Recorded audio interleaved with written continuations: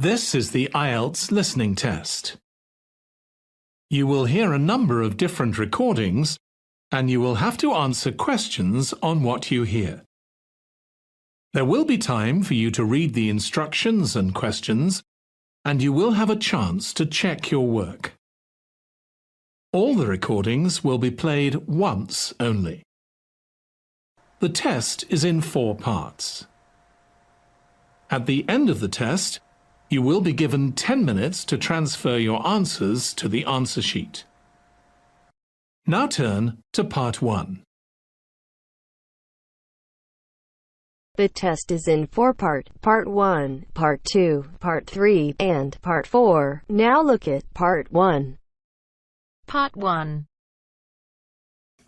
You will hear a man asking for information about language classes over the phone. First, you have some time to look at questions 1 to 4.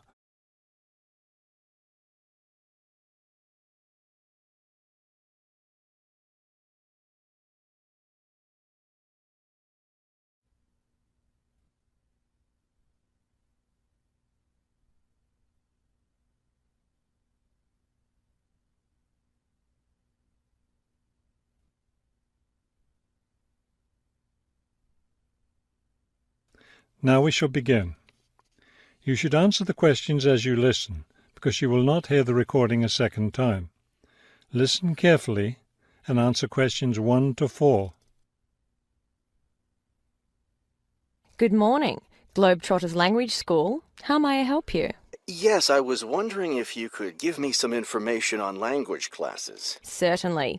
What language are you interested in studying? Well, that's the thing. I'm interested in learning Japanese, but I'd also like to improve my Chinese. I don't know which to study right now. Maybe the class schedule will help you decide. Did you want to study in the morning, afternoon, or evening? I work in the evenings, so mornings or afternoons would be best. Then that decides it for you. We offer an advanced Chinese class, but it meets on Wednesday and Friday evenings. I couldn't do that. When do the Japanese classes meet? We have beginning Japanese on Tuesday and Thursday mornings. No, wait, that's intermediate Japanese. Which level do you want? Advanced? No, beginning, definitely. I know some Chinese and some French, but I'm a real beginner with Japanese. Well then, are you free Monday, Wednesday and Friday mornings? That's when the beginning Japanese classes meet. We also have intermediate French on Friday mornings. I could do those mornings, but I'd prefer afternoon. Don't you have anything in the afternoon? We have intermediate Japanese class on Wednesday and Friday afternoons. I really need a beginner class, so I'll take the morning Japanese class. Could you give me an idea of the cost? What would be the tuition for the Japanese class? Before you hear the rest of the conversation, you have some time to look at questions 5 to 10.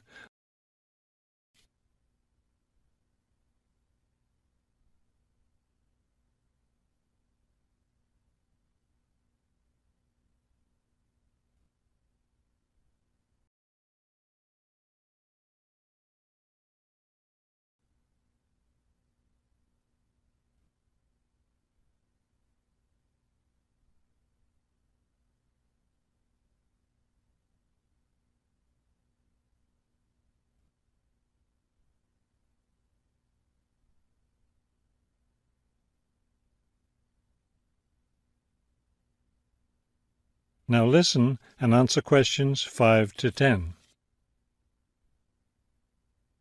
The beginning level classes meet 3 times a week, so they cost a bit more than the other levels. For a 6-week course, the cost would be $575. That's a bit steep.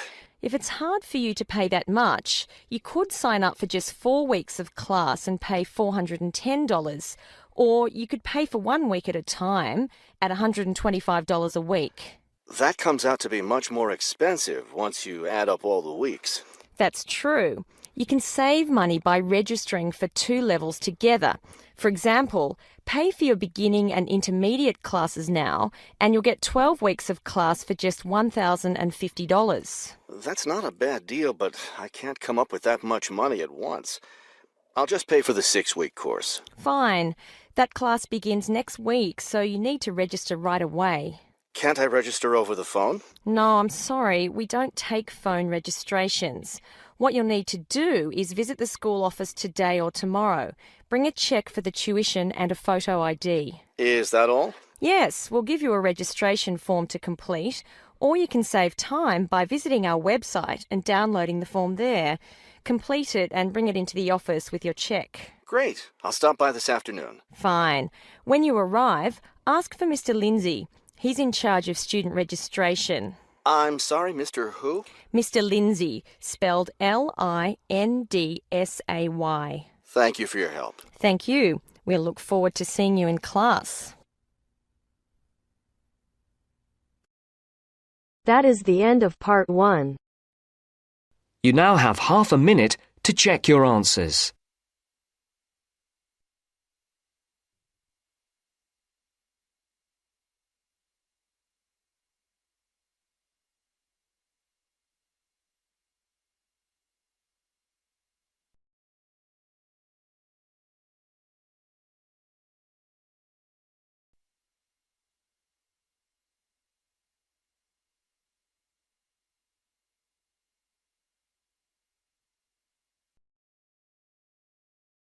Now turns to part 2.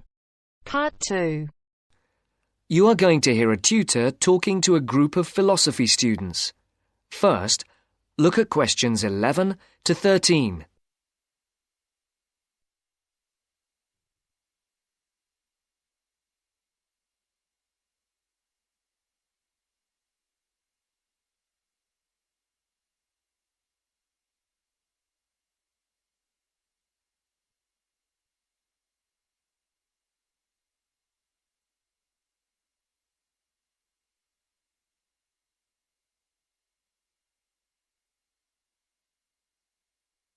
For these questions, complete the blank spaces in the table as you listen to the first part of the talk.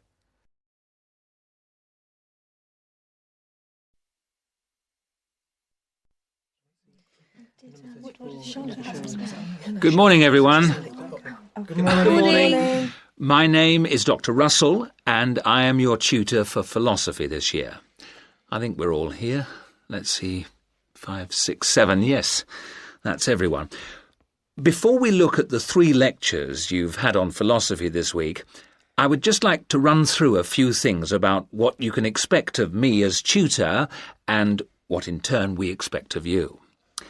As for myself, my function as tutor is to help you in all things relating to your work in the philosophy course. The help that I am able to give is, of course, mainly academic. For personal matters, I can refer you to other support services in the university, ranging from counselling to welfare. One thing that I would point out is that if you feel that you need to talk to someone, no matter how insignificant it is, don't leave it. Oh, and the last thing is, if you do need to make an appointment, the times are listed on the door of my room. You just write your name in a time slot. But I would point out that the appointment slots get booked up quite quickly. If it's urgent, catching me between sessions is the best idea. That way we can sort something out quickly. No questions? Before the talk continues, look at questions 14 to 20.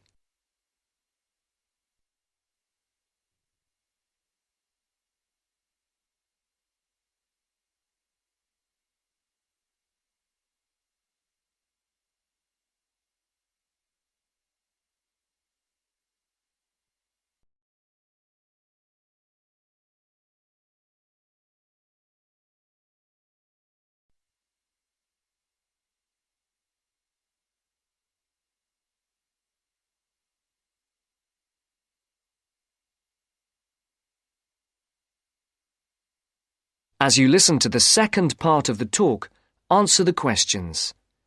For questions 14 to 19, circle the correct letter, A, B, or C.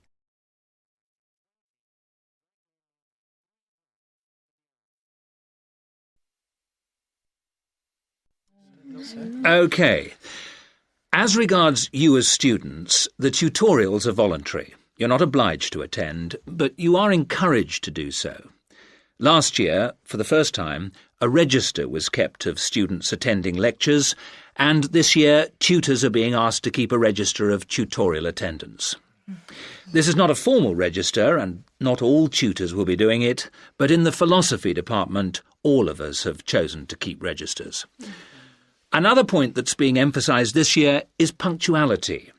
When we did exit questionnaires, we found that people arriving late for tutorials and lectures was the single most annoying thing for the majority of students. I would therefore ask you to try to be on time for the tutorials, and for all your other classes for that matter. As regards the tutorials themselves, we will have a review of the philosophy lectures of the week before, with the discussion being led by one of you each week. There is, of course, some planning involved, but you should rely primarily on the notes you made at the lectures. This will not take up the whole of the 90 minutes allocated to the tutorial. For the rest of the time, we will look at a particular philosopher, period or concept for which you will be expected to do some preparation each week. This will range from reading about a particular individual or concept to preparing a brief outline on a subject of your choice. How much you put into this depends on you, but we're not expecting in-depth analysis at this stage. Are there any questions so far? I'd just like to ask whether the work we do in the tutorials counts towards our continuous assessment, and if so, how much? I was just coming on to that point. All the work you do in the way of essays and project work that is graded counts towards your continuous assessment grades. The mini-presentations and lecture discussions will not be graded, but obviously, as time goes on, these activities will, I hope, have an impact on your work, and hence your scores. Does that answer your question? Basically, yes, but what about... That is the end of part 2. You now have half a minute to check your answers.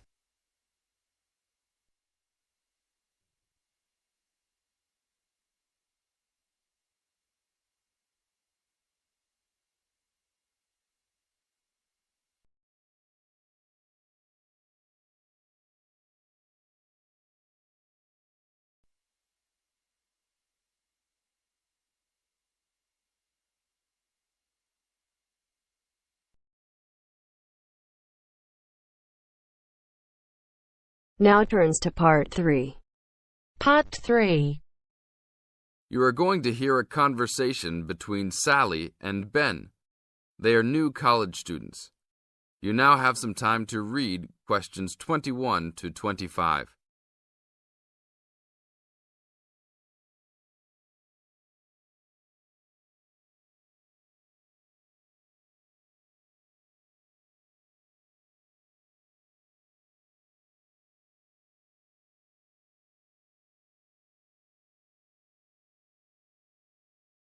Now, listen to the first part of the conversation and answer questions 21 to 25. Hi, Ben. Sally. How are you? Fine. I wondered if I'd run into you. When did you get here? I only arrived last night, just in time.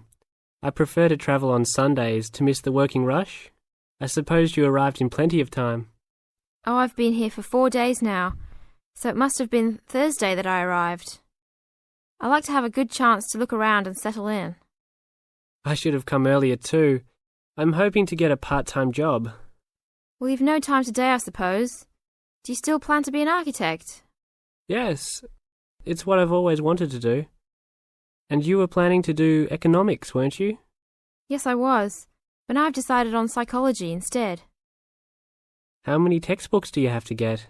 I've been given this long list, and I'm sure they'll cost a fortune. See? That looks a lot.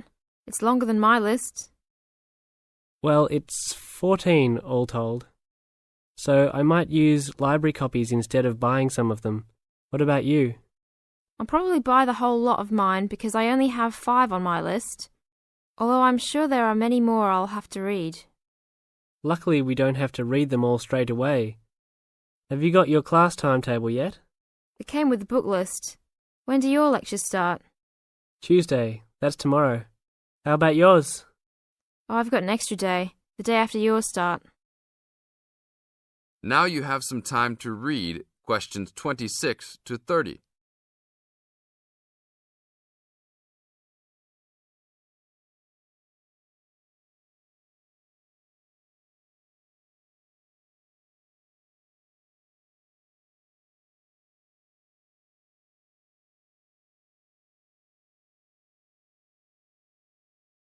As the conversation continues, they are talking about their new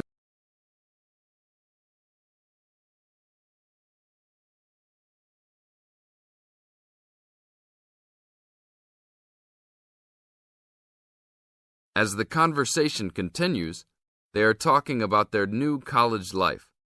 Listen carefully and answer questions 26 to 30. It's nothing like school, is it? Not so far, and the lectures will certainly be different. Do you have any special approach for keeping up with lectures and the amount we have to read? Well, I usually try to read every word in a book, in case I miss something important. So I suppose I'll try to write down every word of the lecture if I can. Oh, I couldn't do that. I'd get cramp in my fingers, and I wouldn't really hear what was being said. I usually skim a book when I read, and underline key parts, so I guess I'll try to make notes on the main points of the lecture. Have you thought of using a cassette recorder? You mean to record the lecture? Yep. Then you could make really good notes. Is it allowed? I think so. It must be. Plenty of people seem to do it. It has to be better than trying to write every word as you listen. Anyway, what's your first lecture about? Oh, it's on the Industrial Revolution. The Industrial Revolution? Sounds boring to me. Not really.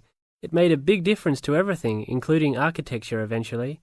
So what's your first lecture about? It's about what separates humans from other animals. Okay. Look, I was on my way to the library to check out some of these books on my list. I have a tutorial paper to give in a couple of weeks. Oh, what's the topic?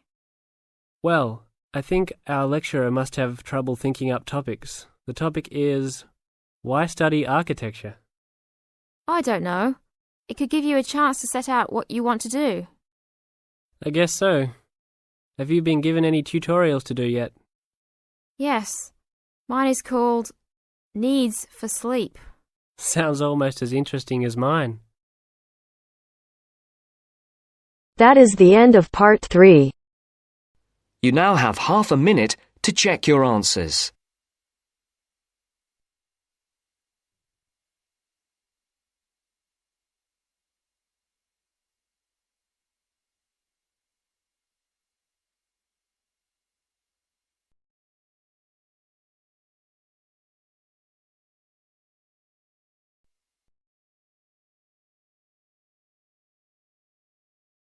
Now turns to part 4. Part 4. You are going to hear a talk on Canada. First, you have some time to look at questions 31 to 40.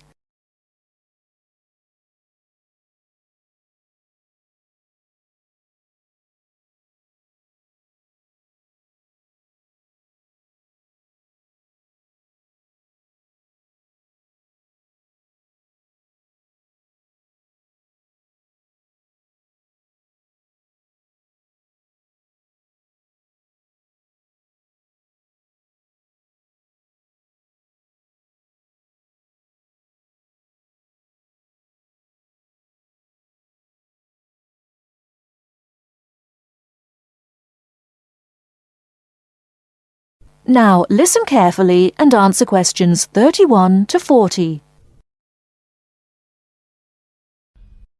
Good morning and welcome to this talk on Canada. Many people think of Canada as a land of ice and snow. They think of it as a young country with few inhabitants, a country of English-speaking white people. While some of this is true, it is also an inaccurate description of the country we call Canada.